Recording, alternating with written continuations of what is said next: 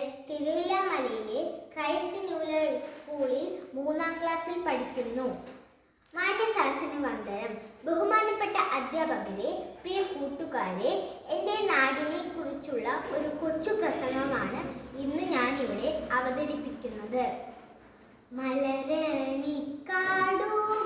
തിങ്ങി വിങ്ങി മരതക കാന്തിയിൽ മുങ്ങി മുങ്ങി കരളും മിഴിയും കവർന്നു മിന്നി കരയേറ്റോരാലസ ഗ്രാമ ഭംഗി.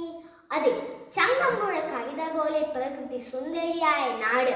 സംസ്കാരത്തിലും തനിമയിലും വിദ്യാഭ്യാസത്തിലും സാമൂഹിക ആരോഗ്യ മേഖലകളിലും ലോകത്തിന് മാതൃകയായ ദേശം നമ്മുടെ കേരളം. പടിഞ്ഞാറ് അറബിക്കടലിനും കിഴക്ക് പശ്ചിമ ഘട്ട മലനിരകൾക്കുമിടയിൽ കാടും മേടും പുഴയും കായലുകളും നിറഞ്ഞു നീണ്ടു നിൽക്കുന്ന നമ്മുടെ നാടിന്റെ സൗന്ദര്യം ആരെയും ആകർഷിക്കുന്നതാണ്. തെയ്യവും തിറയും പടയണിയും കൂടിയാട്ടവും കുമ്മാട്ടിക്കളിയും തിരുവാതിരയും കഥകളിയും ഉൾപ്പെടെയുള്ള നിരവധി കലാരൂപങ്ങളുടെ ജന്മനാടാണ് കേരളം. അതിരാവിലെ അലയടിക്കുന്ന പള്ളിമണികളും ബാങ്കുവിളികളും ഹരിനാമ കീർത്തനങ്ങളും പ്രകൃതിയിൽ ഒന്നായി തീർന്ന് ഈ ദേശത്തെ മതസൗഹാർദ്ദത്തിന്റെ വേദിയാക്കി തീർക്കുന്നു.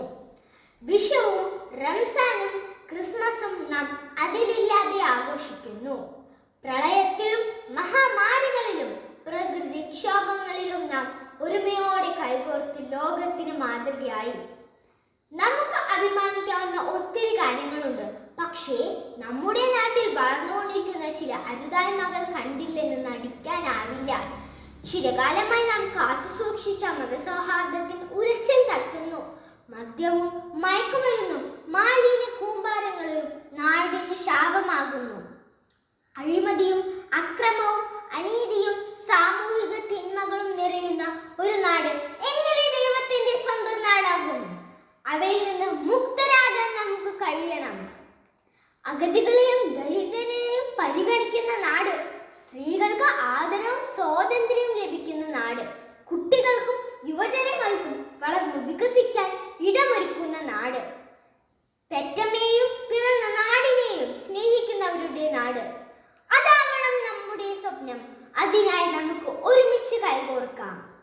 ഈ മനോഹര തീരത്തു തരുമോ ഇനിയൊരു ജന്മം കൂടി, എനിക്കിനിയൊരു ജന്മം കൂടി എന്ന് ആഗ്രഹിച്ചുകൊണ്ടും പ്രാർത്ഥിച്ചുകൊണ്ടും നിർത്തുന്നു.